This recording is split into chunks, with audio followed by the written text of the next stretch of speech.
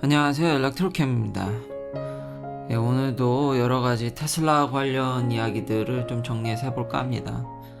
계속해서 댓글에 배터리 양산이 안 됐다라는 얘기가 이상하게 자꾸 붙는데요.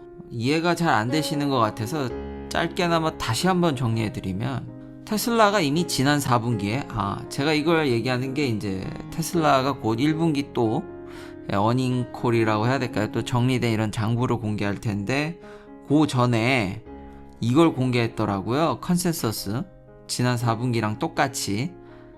그래서 한번 교차 검증 겸 4분기 거를 이렇게 다시 봤는데, 거기에 4680 배터리가 40GWh가 프로덕션이라고 쓰여져 있습니다. 물론 이게 실제 이제 설치된 용량이지 생산이 꼭 그거랑 일치한다라는 건 아니지만, 이미 이렇게 장부에 넣을 수 있을 정도면은, 그렇죠. 항상 원자재라든지 배터리라는 게 그런 영향이 있으니까 넣는 거지, 그렇다고 해서 뭐 양산에 실패했다든지 용량을 함부로 여기 잘못 쓰면은 이거는 공개된 장부기 때문에 고소당합니다. 그 고소를 한국 수준으로 생각하시면 안 됩니다. 일론 머스크가 그래서 페이 패키지가 한번 날아간 적이 있습니다. 여기는 고소가 난무하고 이런 주주에 대한 보호가 좀 더 강화되어 있고, 소액 주주라도 그렇게 일론 머스크의 발목을 붙잡을 수 있을 수준이기 때문에 이런 공개되는 장부에 함부로 쓸 수 있는 게 아닙니다. 그러니까 공개적으로 LFP까지 하면은 한 47GWh를, 거기다가 파나소닉하고 합작한 공장은 따로입니다. 그게 한 40 정도 왔다라는 얘기가 있거든요. 그럼 87GWh인데, 그러니까 보수적으로 40으로 잡아도 한국 국내에 있는 모든 공장의 생산 설비 능력 기준 똑같이, 뭐 꼭 생산하는 게 그랑 같은 게 아니니까, 그러니까 연간 설비 능력 기준으로 보면은 한국에 있는 공장 다 합쳐봐야 50GWh밖에 안 됩니다. 그러니까 테슬라 혼자 하는 거랑, 그것도 이 제조업이 힘들다는 미국에서만 생산하는 양입니다. 그러니까 한국보다 더 어려운 여건 속에서도 한국에 있는 LG, 삼성, SK 다 합친 거에 거의 버금갈 정도로 테슬라 혼자 미국에서 만듭니다. 근데 이제 한국도 그렇지만 이것도 추산치고요. 항상 배터리 생산이라는 게 뭐 내가 이렇게 했다라고 얘기하는 게 좀 불투명한 면이 있으니까요. 그러니까 비판적으로 보시는 분들은 그렇게 극단적으로 보실 수도 있겠지만, 다시 한번 여기다가 이렇게 쓸 정도면 나중에, 그러니까 뭔가 근거도 없이 이렇게 써놨으면 나중에 이것 때문에 발목이 세게 잡힐 수 있습니다.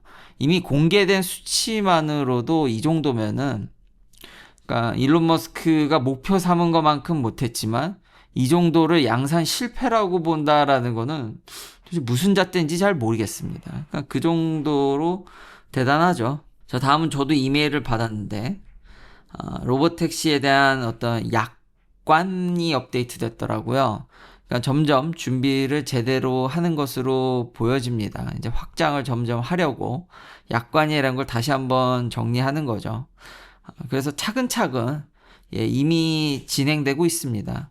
그리고 주마다 법이 다르기 때문에 그런 것도 잘 대비해 가는 것 같습니다. 그래서 하루빨리 이게 좀 빨리 잘 돌아갔으면 좋겠고요.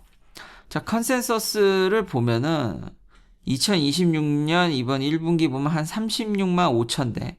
그러니까 여기 보면 테슬라가 뭐 돈을 받거나 뭐 그런 건 없지만, 전혀, 그러니까 어떤 뭐 사주하거나 이런 건 아니지만, 여기 보면은 여러 투자 회사들의 컨센서스를 심지어 미디엄부터 스탠다드 디비에이션까지 붙여서 넣어놨습니다. 그리고 이걸 테슬라가 공개했기 때문에 저는 거의 이거에 맞을 거라고, 크게 차이 나진 않을 거라고 봅니다. 정확히 맞추진 않겠죠. 그래도 테슬라가 이걸 공개한다라는 얘기는, 뭐 좋게 얘기하면 시장을 관리하고 지금 여러 가지 이제 이런 뉴스들에 영향받지 않기 위해서 주가 관리 차원에서 한다고 할 수 있겠지만, 이걸 본인이 공개한다? 그러면 크게 어긋나지 않는다라는 게 제 생각입니다. 그리고 여기 보면 점점 판매량이 늘 거라는 것에 대체적으로 동의를 하는 편입니다, 사람들이. 그래서 테슬라 주식이 최근에 좀 재미가 없죠. 아무래도 이제 구독자님들이 이제 구독 취소를 하시는 거 보니까 이제 아무래도 테슬라 주식이 재미가 많이 없구나라는 걸 저도 실감합니다. 그러나 여전히 이제 PE가 높죠. 저 PE가 높은 상태로 계속해서 유지를 어느 정도 할 수 있다라는 점은, 그리고 온전히 지금 주식이 빠진 게 이게 테슬라의 어떤 순수 영향보다는 매크로적인 시장 영향도 있잖아요. 그래서 돌아와서 이게 무슨 종교다, PE가 이 정도인데도 어떻게 주식이 저 정도가 유지되냐, 저는 종교라고 생각되진 않습니다. 계속 이 채널에서 얘기했듯이 오랫동안 테슬라가 1위를 할 거고, 내연기관들은 투자를 줄이고 있고, 전기차보다는 하이브리드 쪽으로 이미 많이 시프트했고, 거기다가 이렇게 배터리를 할 수 있는 회사가 없죠. 전기차 회사로서. 중국 회사들 제외하고. 그러니까 여전히 미국에서 장기적으로 시장 1등과 로보택시뿐만 아니라 자체적인 수직 계열화, 그리고 휴머노이드 로봇까지 그걸 그냥 한다가 아니라 그냥 나도 할 수 있어, 뭐 여러 회사들이 그렇게 외치죠. 근데 테슬라는 어쨌든 이런 전기차를 팔고 여러 가지 것들을 어느 정도 보여주면서 시장에 충분히 희망을 불어넣을 정도로, 그리고 FS는 저도 경험하고 있으니까요, 환상적입니다. 이거 아니면 이제 운전을 못할 지경이니까요. 그런 거를 뭐 나쁘게 얘기하면 팬덤이라고 할 수 있겠지만, 이미 보여준 것들이 충분히 미래의 어떤 가능성을 증명할 정도는 시장에서 봐주고 있다라는 게 제 생각입니다. 이렇게 오랫동안 PE가 높은데 계속 주가가 부양된다라는 거는 뭐 나쁘게 얘기하면 종교지만, 그렇게 시장이 물론 비이상적이고 그래서 주식을 예측하기는 어렵고, 뭐 심리라는 얘기도 있고 다 동의합니다만, 오랫동안 이걸 유지한다라는 거는 시장에서 그래도 얘는 웬만큼 가긴 가겠구나라고 본다라는 게 맞는 것 같습니다. 그리고 지금 여기 분위기는 미국 내에서 1등을 유지할 거라는 것에 크게 그렇게 이의를 다는 사람이 별로 없습니다. 내연기관들이 너무 투자를 축소하는 바람에, 그리고 배터리 같은 경우도 그렇죠. 그러니까 이렇게만 팔고 로보택시 잘 되고 휴머노이드 로봇까지 런칭한다 그러면은 저는 충분히 가능성이 높다라고 봅니다.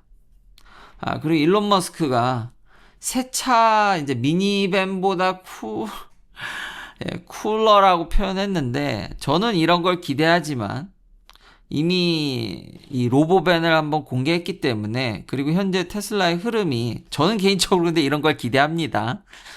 트럭보다는 요게 좀 더, 그러니까 사이버 트럭을 기반으로 한 좀 더 큰 밴이 있으면 매력적이겠다는 게 제 개인적인 생각이지만, 아마 자율주행이나 로보택시로 이미 많이 시프트한 상황에서 이거에 좀 더 가다듬어진 버전이 아닐까라는 생각을 합니다. 그리고 제가 가끔 오일을 다루는데 이게 참 사람들이 너무 좀 극단적으로 받아들이시는 것 같아요. 지금 이란 전쟁 때문에 여기 뭐 가스 프라이스 장난 아닙니다. 이제는 7달러도 보이거든요. 캘리포니아는 워낙 비싸기로 유명하니까요. 뭐 부자 동네에는 여기 보면 뉴스에 8달러도 지금 보이는데 영화에서나 I am 로봇인가요? 거기 보면 사람들이, 제가 어렸을 때 그 극장에서 봤던 기억이 있는데, 그때 가스 프라이스가 6불이었나 7불 나오는 장면이 있었는데 사람들이 헉하던 걸 기억합니다. 근데 인플레이션이 무서운 게 지금 뭐 그걸 그냥 보죠. 대단합니다. 제가 지금 이런 전기차를 옹호하고, 그래서 무슨 친환경을 옹호하면은 리파이너리는 다 리타이어하고 오일 쓰지 말자라는 극단적일 것 같지만, 많은 분들이 이 석유가 교통수단 말고도 얼마나 많이 쓰이는지를 너무 모르시는 것 같아요. 우리가 쓰는 최첨단 이런 올게닉 계열의 재료들, 반도체 쪽에 쓰여지는 이런 올게닉 재료들은 전부 석유로부터 합성해서 얻어지는 거고요. 뭐 섬유라든지 나일론, 특수 재료들, 올게닉 계열들 전부, 그러니까 석유를 일종의 레고 블럭이라고 생각하시면 됩니다. 그걸 이제 조합해가지고 이런 분자적 특성이 나는 다른 분자로 이제 합성을 해서 쓰는 거죠. 이걸 페트로케미컬이라고 표현하기도 하는데, 이미 예전부터 보고서가 나왔지만 연료가 아니더라도 그 수요는 날이 갈수록 늘고 어마무시하게 늘 겁니다. 보수적으로 잡아도 이 정도인데, 그러니까 연료가 아니더라도 우리는 석유가 계속 필요합니다. 그래서 저는 어느 정도 그걸 유지하고 관리하고 아니면 좀 더 친환경적으로 하는 방향을 원하는 거지. 그 이제 석유를 뭐 다 쓰지 마. 그냥 이제는 뭐 중류탑이고 나발이고 다 지금 같이 막 은퇴시켜버려. 이게 아니라는 거죠. 아, 그럼 플라스틱을 어떻게 얻을 겁니까? 그 대부분의 플라스틱은 그렇게 오는데. 뭐 콩기름으로 합성해가지고 우레탄이나 뭐 그런 논문도 있죠. 가격이 어마무시할 겁니다. 말도 안 되고요. 뭐 그런 연구들이 있긴 있지만 이 방송을 들으시면 누구보다 이거를 잘 아시는 분을 제가 가깝게 아는데 뭐 불가능한 건 아닌데 그냥 이상적인 얘기입니다. 그러니까 여전히 우리가 연료로 쓰지 않더라도 석유는 심지어 시멘트 안에 접착제도 석유로부터 합성해서 만듭니다. 그러니까 높은 건물을 지으려면 그냥 시멘트로 안 되잖아요. 에폭시도 석유로 합성해서 다 거기서 나오는 분자들로 가지고 만드는 겁니다. 접착제부터 해서 뭐 건축 재료부터 해서 안 들어가는 게 정말 어마무시하게 많습니다. PVC, PP, PS, LPD, 예, 로우 덴시티 P도 있고, 뭐 하이 덴시티도 있고, 뭐 하여튼 종류별로 기본적으로 되는 거, 좀 고분자 개론이라는 거 한번 들어보시면은, 무진장 많습니다. 진짜 우리 생활에 너무 밀접한 플라스틱들이 너무 많은데, 그거 다 대부분 석유로 합성해서 만드는 겁니다. 근데, 그래서 제가, 어떤 이런 트럼프 대통령이 처음 됐을 때 석유값을 내리겠다는데 무슨 친환경에 역행한다 뭐 그랬는데, 연료뿐만 아니라 그 반은 맞고 반은 틀린 게 석유값이 떨어지면 우리가 그렇게 얻는 재료들 가격도 내려갑니다. 그러니까 석유가 너무 우리가 이렇게 태워서 에너지로 쓰는 것만 생각하지 마시고 여러분이 상상 초월하는 것들이 다 그걸로부터 얻어지기 때문에 하루빨리 석유 가격이 좀 낮아졌으면 좋겠습니다. 물론 저는 그렇죠. 이게 좀 인다이렉트리 영향을 받죠. 다이렉트리 영향을 안 받죠. 이런 가격을 안 본 지 오래돼서. 그래서 전기차가 좀 더 잘 팔릴 것 같다라는 얘기도 제가 지난 영상에서 했었습니다.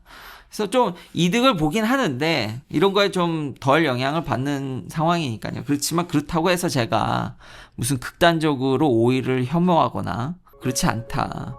플라스틱 어디서 얻을 거냐. 한번 고분자에 대해서 공부를 해보시면 정말 우리 생활에 얼마나 보이는 곳, 안 보이는 곳까지 침투해 있는지를, 그리고 그런 것들을 얻기가 석유 말고는 진짜 합성하기가 어렵다라는 점, 잘 알아두셨으면 좋겠습니다. 긴 영상 시청해 주셔서 감사합니다. 다음도 테슬라 관련 이야기들로 찾아뵙겠습니다.